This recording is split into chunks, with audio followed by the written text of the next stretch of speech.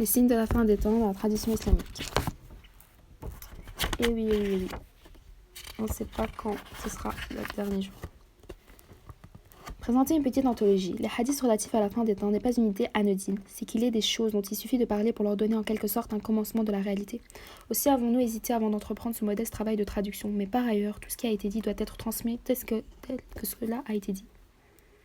Il en va de l'eschatologie, comme des autres sciences, et certaines descriptions faites dans les textes.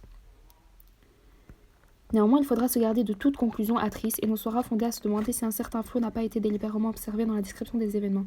En effet, si certains hadiths sont limpides, il en est d'autres en revanche dont on voit mal quelle partie pourrait en tirer un lecteur ordinaire et qui ne serait pas en possession de certaines clés.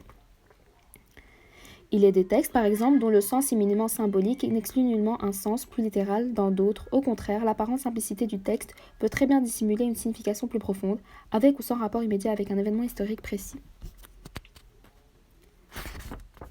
Les sources auxquelles nous nous sommes référés pour faire ce livre.